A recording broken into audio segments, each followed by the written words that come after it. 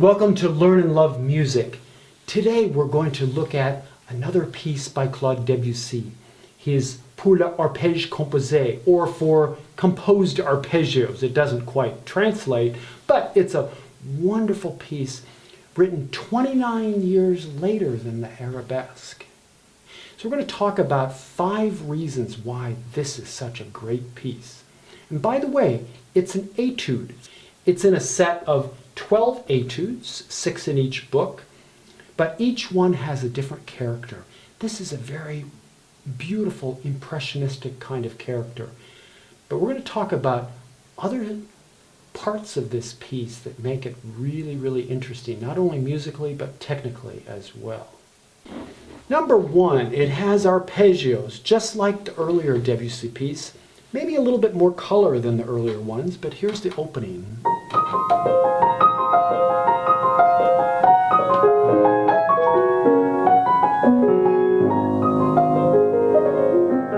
I love that passage because not only do we have this group of 6, but underneath he has 4 against 6, so we hear this.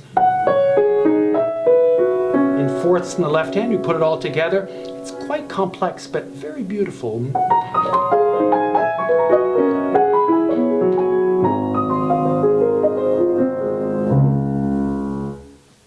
Number 2, brilliant technical passage work. And the notes in this piece are so fast that we can hardly hear them. They're so brilliant and quick. It almost has a bubbling kind of feel to them. There's even a passage in the middle of the piece where he uses an arpeggio that's written this way. And I counted, there were 29 notes in one beat. So he throws in these fabulous, wonderful passages that are just sparkling. Number 3, this music is funny, it's comedic. They called it buffo in Italian. There's a lot of kind of playfulness to the sound of this. He even writes in one spot, giocoso, which means playfully, and it sounds like this.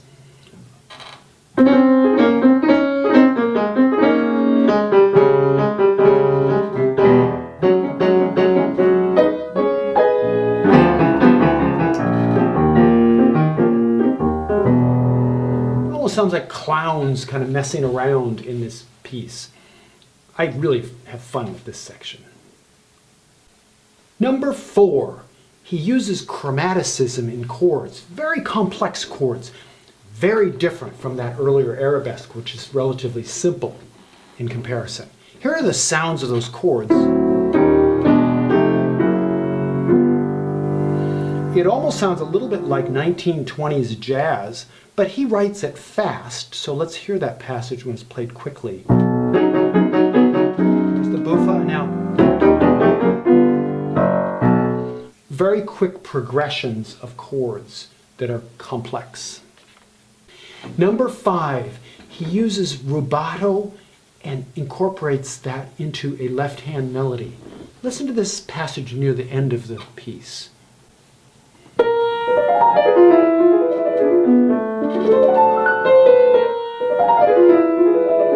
And the opening theme again.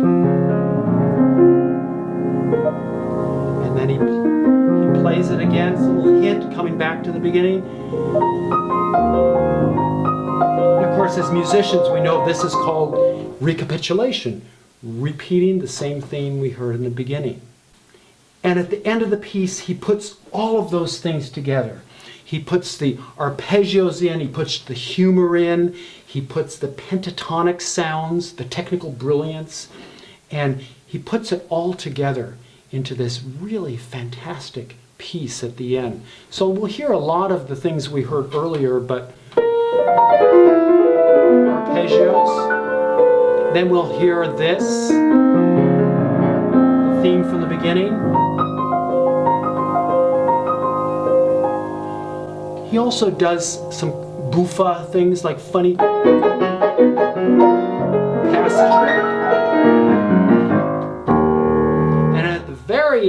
he does finally that last theme.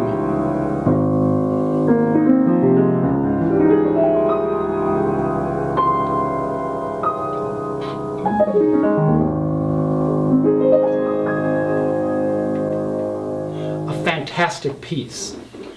The biggest challenge that I had in this piece, a little bit of a beef with Mr. Debussy, he did not write any fingerings in this piece. So I had to sort of figure them out on my own. And most editors will put in fingerings, but I'm not sure Debussy thought too much about that. He just put the notes in and he basically said, you figure it out. But I had a lot of fun putting this piece together. It's a great piece of music. I hope you enjoy the entire performance of Pour Les Arpèges Composés coming up next.